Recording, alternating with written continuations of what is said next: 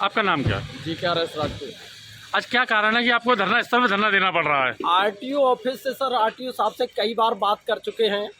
हमारी जितनी ये स्कूटी हैं 2 पहिया जॉइंट वाली, आरटीओ साहब किसी का भी लाइसेंस, ड्राइविंग लाइसेंस नहीं बनाते हैं।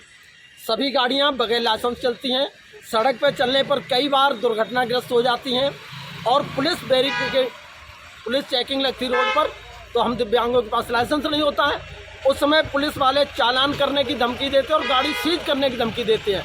ये समस्याएं कई बार होती हैं और आए दिन होती हैं। ऐसे समस्या में कभी किसी के संग ज़्यादा अप्रिय घटना हो जाए तो दिव्यांग के पास लाइसेंस तो है नहीं, तो दिव्यांग किसी मतलब का नहीं रहता है। जबकि दिव्यांग कई बार आरटीओ साहब से प्रार्थना कर चुके हैं, उनसे व्यक्तिगत मिल चुके हैं, तभी उनके कोई ध्यान नहीं देते दिव्यांगों पर।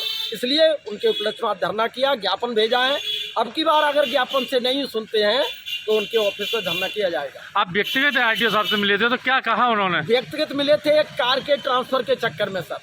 उस समय भी उन्होंने बहुत नानकर करने के बाद जब एग्जाम्पल उन्हें दिया हमने कि लोग हवाई जहाज खरीद लेते हैं, बड़े आदमी स्वयं चलाना नहीं जानते हो, पायलट को रखते तब हवाई जहाज उड़वाते हैं, तो ड्राइवर विकलांग कार खरीद सकता है, ड्राइवर रख के चलवा सकता है, लेकिन तब जाके कहीं आरटीओ साहब ने गाड़ी का ट्रांसफ़र किया था। आज आपने ज्ञापन दिया है तो किसको दिया है आपने? एसडीएम साहब को। तो क्या कहा है एसडीएम साहब ने? एसडीएम साहब ने कहा कि मैं बात करता हूं आरटीओ साहब से और आपकी समस्याओं का समाधान कराता हूं। अगर समस्याओं का समाधान नहीं होता तो आगे क्या करेंगे? तो अगली 15 तारीख को धरना स्थल वहीं पर होगा, आरटीओ की ऑफिस पर।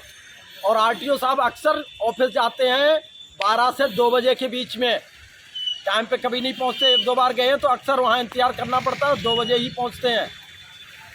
जैसे 15 तारीख को आप धरना की बात कर रहे हैं, तो आगे विकलांग लोगों से क्या कहना चाहेंगे आप 15 तारीख के लिए? विकलांग लोगों को सबको आश्वस्त करता हूं मैं कि सबके ड्राइविंग लाइसेंस बनेंगे, साम दाम दंड भेद किसी भी तरीके से बनवाने पड़े, इसके लिए सब कुछ किया जाएगा, क्योंकि दिव्यांग बगैर लाइसेंस के अब नहीं चलेगा।